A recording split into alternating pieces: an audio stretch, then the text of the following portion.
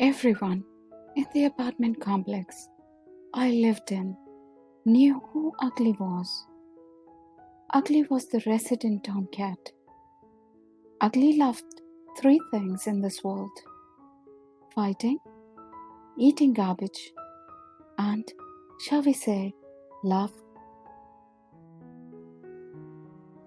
The combination of these things, combined with a life spent outside, had their effect on Ugly. To start with, he had only one eye, and where the other should have been was a hole. He was also missing his ear on the same side. His left foot appeared to have been badly broken at one time and had healed at an unnatural angle, making him look like he was always turning the corner. Ugly would have been a dark grey tabby, striped type, except for the sores covering his head, neck, and even his shoulders. Every time someone saw Ugly, there was the same reaction. That's one ugly cat. All the children were warned not to touch him. The adults threw rocks at him, hosed him down, squirted him when he tried to come in their homes, or shut his paws in the door when he would not leave. Ugly always had the same reaction. If you turned the hose on him, he would stand there, getting soaked until you gave up and quit. If you threw things at him, he would curl his lanky body around your feet in forgiveness. Whenever he spied children, he would come running, mewing frantically, and bump his head against their hands, begging for their love. If you ever picked him up, he would immediately begin suckling on your shirt, earrings, whatever he could find. One day, Ugly shared his love with the neighbors' dogs.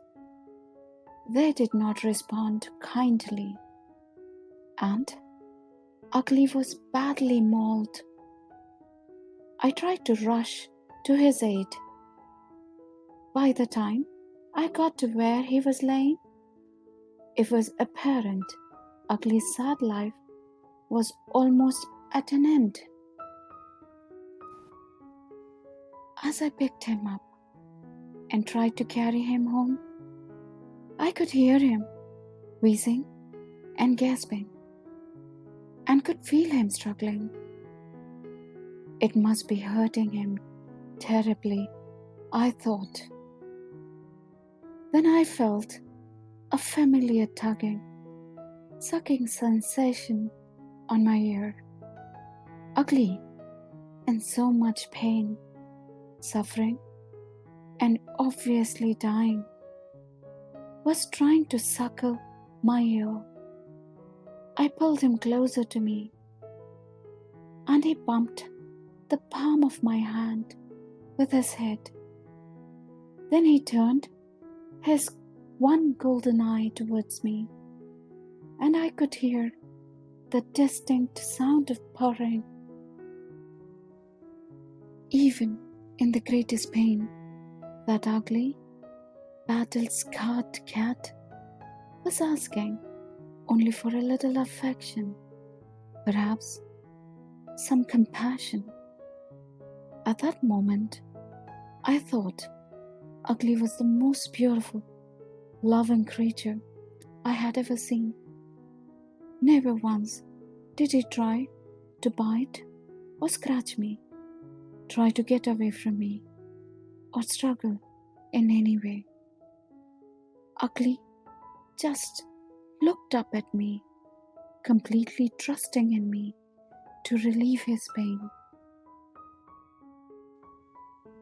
ugly died in my arms before I could get inside. But I sat and held him for a long time afterwards, thinking about how one scarred, deformed little stray could so alter my opinion about what it means to have true pureness of spirit, to love so totally and truly. Ugly taught me more about giving and compassion than 1,000 books, lectures, or talk show specials ever could. And for that, I will always be thankful.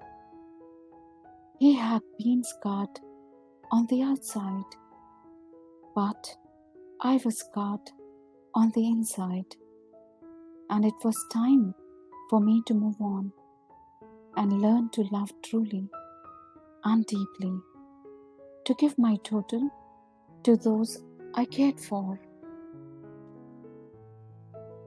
Many people want to be richer, more successful, well-liked, beautiful, but for me, I will always try to be ugly